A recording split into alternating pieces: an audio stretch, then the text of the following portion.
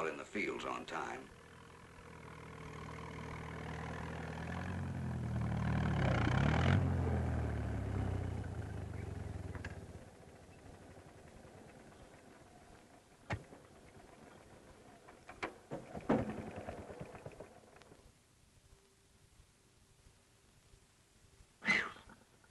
Pretty hot.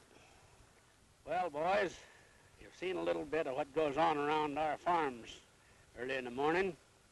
Everybody has his job, no shirking.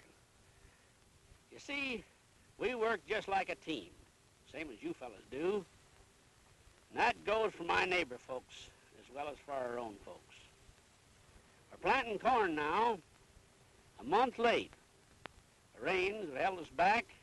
The ground's been too soft for our plows. Next month, we're going to start planting the Southwest 40 to soybeans.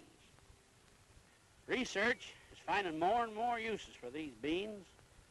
They claim they can use all the beans that we can produce this year. They claim you fellas use a lot of them in your munitions, and maybe they're feeding them to you for peanuts. I don't know.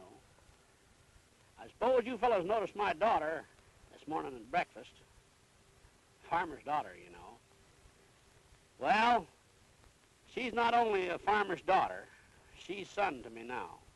My oldest boy's in the South Pacific. There's Bev now, plowing for next week's planting.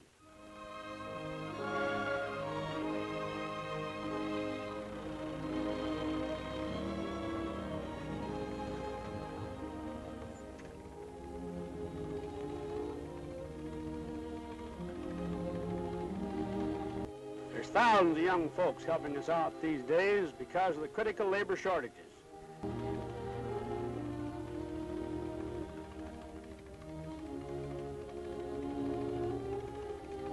Hi, fellas.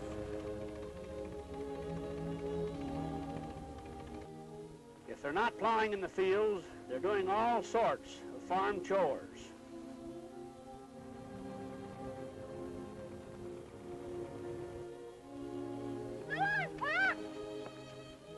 Bye, son.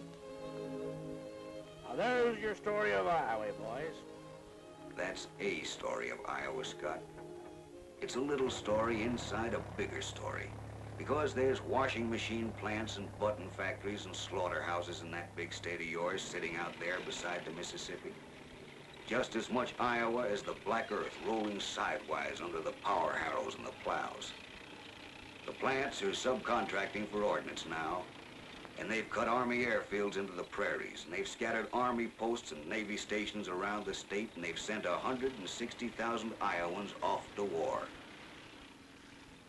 But the drone of tractors cutting back the Iowa soil for seed at 5 a.m. is what's most of Iowa. Scott Ellis and his neighbor folk are what's most of Iowa, as they cut the long, straight furrows for their corn. The story of Scott Ellis is a little story, but his 2 million neighbor folk and their rich earth are big enough to help us win this war.